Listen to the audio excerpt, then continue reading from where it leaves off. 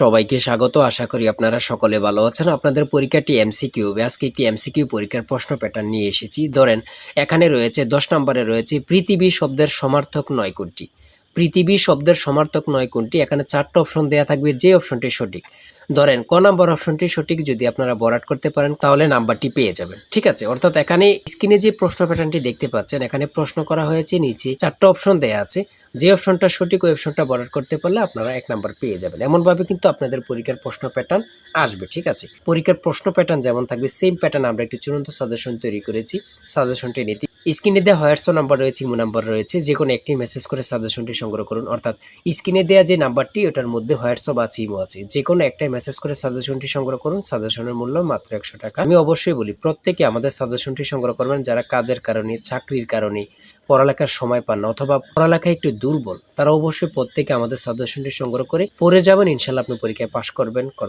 ঠিক আছে, আমি অবশ্যই বলি প্রত্যেকে আমাদের সাজেশনটি সংগ্রহ করবেন মাত্র 100 টাকা। এটা কিন্তু বেশি না।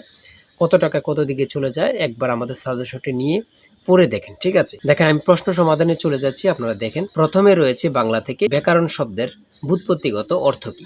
ঠিক আছে, সঠিক উত্তর হচ্ছে বিশেষভাবে বিশ্লেষণ।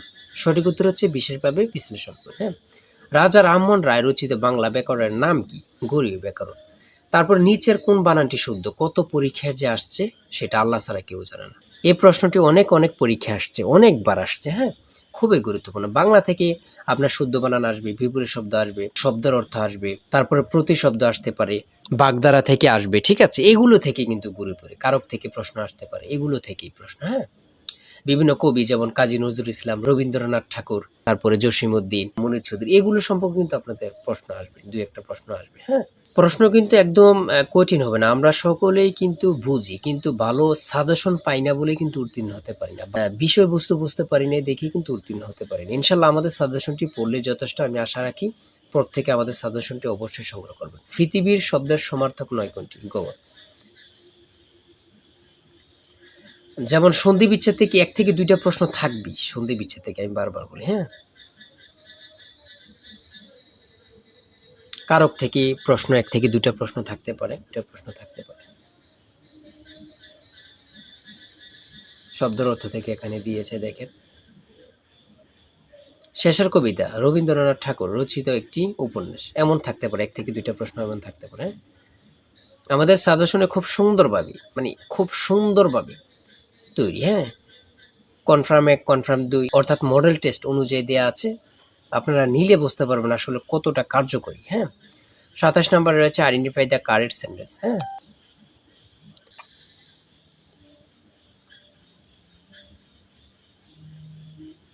ইংরেজি থেকে প্রিপোজিশন, আর্টিকেল, সিনোনিম, অ্যান্টোনিম থেকে অবশ্য প্রশ্ন থাকবে। আর ট্রান্সলেট থেকে অবশ্যই 100% শিওর প্রশ্ন থাকবে। এটা কিন্তু বিশেষভাবে মনে রাখবেন। হ্যাঁ, ভয়েস থেকে প্রশ্ন থাকবে।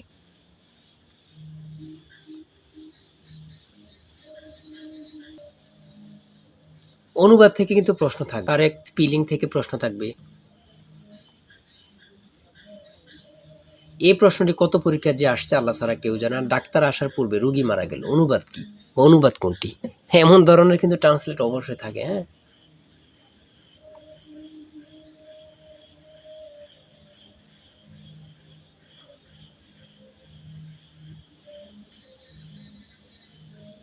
গণিত থেকে অঙ্ক থাকবে।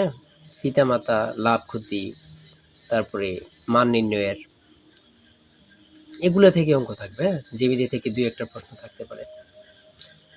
পিতামাতার থেকে অবশ্যই প্রশ্ন থাকবে। মৌলিক সংখ্যা থেকে থাকবে। 25 থেকে 50 পর্যন্ত সংখ্যার মধ্যে মৌলিক সংখ্যা কতটি?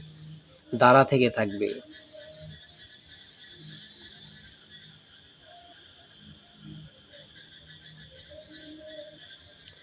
বৃত্তের দৈর্ঘ্যকে কি বলে? পরিধি। মান নির্ণয়ের থেকে থাকবে। 1 থেকে 20 পর্যন্ত রাশিগুলোর যোগফল কত?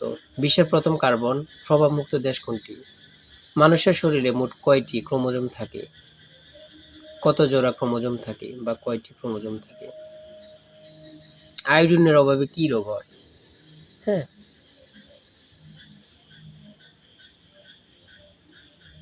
কোনটি পানিবাহিত রোগ? খুবই গুরুত্বপূর্ণ। মুঘল সাম্রাজ্যের প্রতিষ্ঠাতা কে ছিলেন? সম্রাট বাবর। মুক্তিযুদ্ধের সময় ফেনী শহর কোন সেক্টর অন্তর্ভুক্ত ছিল?